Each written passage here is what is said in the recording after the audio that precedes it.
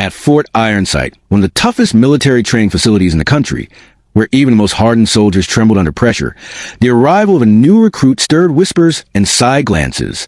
Standing just under 5 feet, with braided brown hair tucked beneath her camo cap, was 18-year-old Eliza Hartman, fresh out of high school, carrying nothing but ambition and the burden of her father's legacy, a fallen war hero. Eliza stood in stark contrast to the muscle-packed, towering men around her. But it wasn't her height or her quiet nature that caught attention. It was her tiny hands. It didn't take long before Sergeant Rigg, the base's infamously ruthless drill instructor, made her his favorite target. "Look at those doll fingers," he laughed, stomping to the line of recruits during their first rifle handling drill. "What are you going to do, Hartman? Paint targets to death?" The other recruits chuckled nervously. Eliza said nothing, her eyes fixed on her rifle. She had heard worse, but this time was different. These weren't school bullies. These were trained killers. And the man in charge had just made her a joke. Behind that silence was a storm. Eliza's father, Captain Grant Hartman, had been a sniper legend before he was killed in action in Afghanistan. His name was carved into the Sniper Hall of Fame, his photo still hanging in the armory. Everyone at Fort Ironsight knew the name, but no one expected his daughter to live up to it. Especially not with those small, delicate hands that couldn't even wrap around a standard-issue rifle grip properly.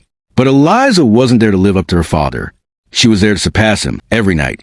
When the others hit the bunk for sleep, Eliza stayed in the range's observation tower, studying wind speeds, bullet drop charts, and terrain variations. She made her hands bleed adjusting scopes, lifting weights, and wrapping them in resistance bands to increase their strength. Sergeant Rigg noticed, but he didn't stop mocking her. "You'll break a nail before you break a record," he barked one morning, tossing her an M107 Barrett. "Try not to drop it, princess." She caught it, barely, but she held it steady. That was the first time he stopped laughing, even if just for a second. 3 weeks into training, Rigg introduced a new challenge, the Phantom Shot.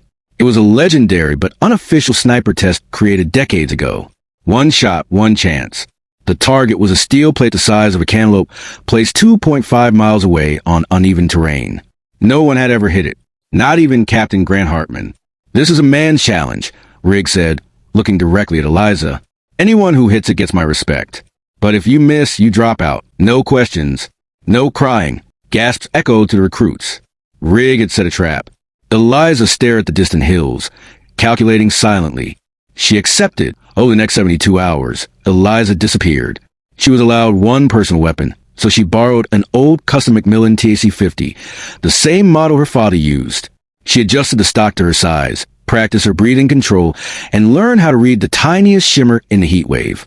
She called in help from an old family friend, Colonel Davis, now retired but once her father's spotter. He came in as a volunteer observer, shaking his head at first. "Your hands are half the size of your father's," he muttered. "But my eye is sharper," Eliza replied. He smiled. "Then prove it." The entire base gathered. Even off-duty snipers came to witness it. Cameras were set. Rigg stood smugly behind her as Eliza took her place on the custom platform built for the Phantom Shot. The wind was wild that day, shifting unpredictably. At that distance, even a 0.1 miles per hour wind variance could throw the shot off by feet. Eliza laid flat, legs spread, cheek against the rest, finger dancing gently near the trigger. "She'll miss," Rigg whispered to another sergeant.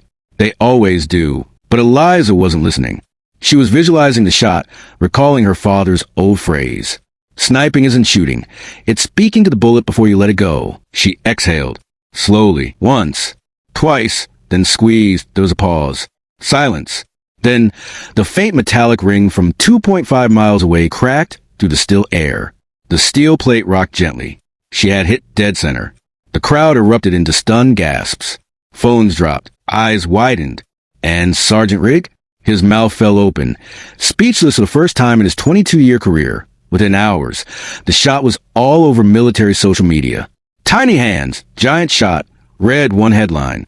Another, "The daughter who did what the father couldn't." Eliza shattered every military sniper record in U.S. history. Distance, accuracy, age, and wind compensation. Calls came from the Pentagon. Offers flooded in from elite units around the globe. But Eliza declined them all. She wasn't done yet. She only said one thing publicly. "My hands may be small, but my vision is limitless." Later that evening, as the sun set over Fort Ironsight, Rigg approached Eliza silently at the range. He looked different. Less of a beast, more of a man. I was wrong, he said flatly, not looking at her. You got your father's fire. Maybe even more. I didn't do it for him, Eliza replied, locking her rifle case.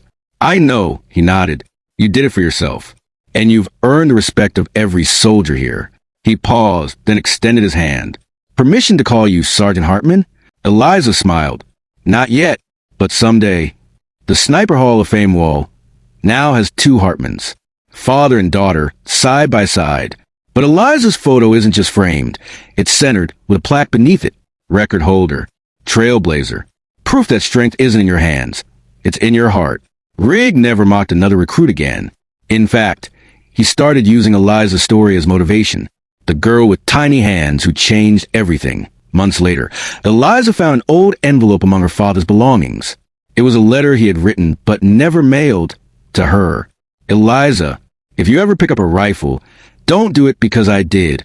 Do it because you believe in yourself. And don't let anyone tell you your hands are too small to change the world. She framed it, hung it beside her bed, and each morning read it aloud. Because now the world was listening. Subscribe, please, channel. Stories Fear.